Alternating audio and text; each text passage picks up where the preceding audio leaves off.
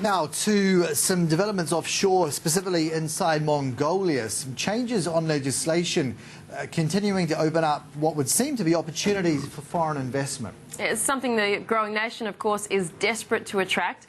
Carson Investment Management is riding the wave. It's providing opportunities to investors through the Mongolia Equity Fund. We're joined by Director at Carson Investment Management, Travis Hamilton. So let's just understand the fund that you run, the Mongolia Equity Fund. Just walk us through what that involves. Sure. The Carson Mongolia Equity Fund is essentially an offshore vehicle that allows international or foreign investors to access investment opportunities in Mongolia. We were the first fund management company to provide foreign investors with access to companies listed on the Mongolian Stock Exchange, but we also invest in many other companies or entities listed anywhere in the world, provided they have business operations and assets in fast-growing Mongolia. Because here we are talking emerging markets and jitters, how do you handle those specifically when it comes to worrying about outflows? We're eyeing the prospect. We've seen the yen rise, which I suppose is a key indicator of just the extent of these jitters and how they've been affecting some of these key emerging markets. What's Mongolia's role in all of this? Well, fortunately, Mongolia is not a market that really has a high correlation to any of the other emerging markets or markets around the region. It's still a very small economy. GDP, for example, in 2012 only touched just over $10 billion US. So comparatively, that's very small. We are seeing phenomenal growth rates, even in the slowdown of 2013. We expect annual GDP figures will come in at about 11.5%. The forecast for this year is about 14.7%. That's from the Ministry of Economic Development. But we actually expect we'll approach closer to the highs of 2011 when we saw annualized GDP growth at over 17%. It runs a current account deficit, though, does it not? Yes, it does, yes. So, I mean, this is one of the concerns that when we're trying to differentiate between the emerging markets, the more vulnerable, we're not putting them all in the same basket, but the more vulnerable ones are the ones that run current account deficits. And therefore, when you get the Fed raising or, pulling back the stimulus program and tightening conditions there, money going back home leaves the vulnerable ones certainly in the spotlight. Mongolia would be included in that bunch, I would have thought. Well, actually, I think that's not the case. We did see foreign direct investment flows decrease just over 48% year on year through 2013, but that was largely driven by some unpopular legislation, a foreign investment law that had been introduced in 2012. In November of last year, that foreign investment law was repealed. The government has now legislated a new investment law which removes any discrimination whatsoever between domestic investors and foreign investors. And just over the last couple of weeks, we've seen some significant debt raisings in Mongolia. They launched their first samurai bond or yen-denominated bond, a couple of $100 million. One of the local banks just raised over $100 million US in an RMB-denominated bond. And we think that with this legislative progress that we've seen over the course of the latter months of last year, we're going to see a significant increase in these foreign investment flows into Mongolia, and that's largely driven by the phenomenal opportunities that are there. I'm just eyeing sort of a trend, though, that's opening up in terms of what to watch through this year. We saw the launch of the Global X Central Asia Mongolia ETF, otherwise known as ASIA. It's down 11% since its April debut. That doesn't necessarily inspire a huge degree of confidence, or do you beg to differ? No, look, the last 2 years, 2012 and 2013, has been a very challenging investment environment in Mongolia. There's no question. We had two election cycles. We had a parliamentary election in 2012. We had a presidential election in 2013. There were concerns from investors that there was a degree of political instability. There had been legislative uncertainty with regards to investment laws. But that situation is now rectified, and we don't go into another election cycle until mid-2016. Oh, that's interesting. Yeah, you say rectified. Moody's has changed its rating outlooks on Mongolia's banks.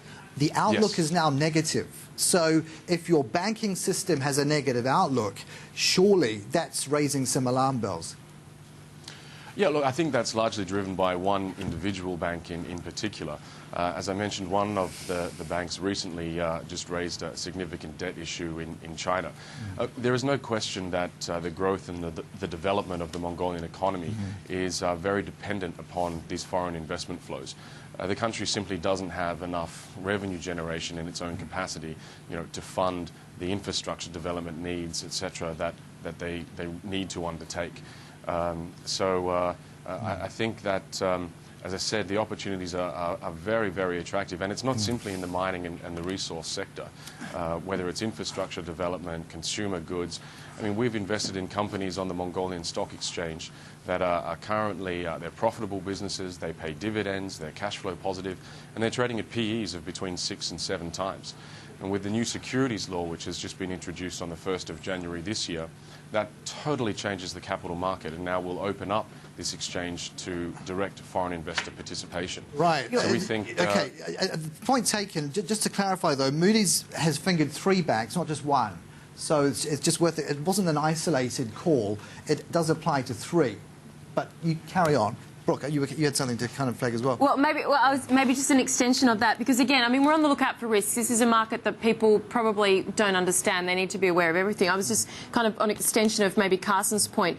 There was, it was only in the last couple of days, it was the Abu Dhabi Investment Council said it would sever ties with the largest lender in Mongolia because of weak corporate governance standards. So if you've got a fund investing in equities there, how are you monitoring risks when it comes to things like corporate governance? Well, that's a very good question. We actually take traditional investment management philosophy and style with our investment approach. So we're bottom-up stock pickers. Due diligence is key. We know all of the companies within which we've invested intimately. We have access to boards. We have access to management. We have an office in Ulaanbaatar. We have Mongolians that work with us and work for us. And without that local insight and that local expertise, I think you would definitely, run the risk of losing your capital. Do you come across companies where corporate governance is not up to standard? Is that commonplace in the market? If it's happening with the largest private lender, is it a big risk in that market for you, looking at stocks? Yeah, of course. It's still a very significant risk. I mean, let's not forget this is a nascent economy. It's only adopted democratic and free open market principles 22 years ago. It's coming off a very, very low base. They have a lot to learn and they have a very long way to go. So they're very significant risks, but it's a risk-reward trade-off. We undertake significant amount of due diligence before we place capital in any business. And whilst there are definitely some alarm bells with certain companies, I think we've managed to find some significant gems. How liquid are your positions ultimately, though, given everything you've just said? If you needed to get out, how possible is that? Look, liquidity is definitely an issue, whether that's liquidity on the Mongolian Stock Exchange or whether it's liquidity in some of the mining and resource companies that are listed in either Toronto, Australia, Hong Kong and New York. So liquidity management is something that we focus on a lot. It's obviously very important for us. We do offer our investors liquidity in our fund. But in terms of the local market, we expect that liquidity flows are going to increase substantially this year as we see foreign banks and foreign custodians actually enter that market. Thank you so much, Travis, for joining us today. Welcome back from your tour of duty. Thank you very much, and wishing you and your guests a very happy Lunar New Year and all the best for Year of the Horse. Yes, of course. Thank you so much. We're just talking about the China Lunar New Year coming up, of course, because we're looking at some production numbers coming out of Fortescue shortly. Stick with us here on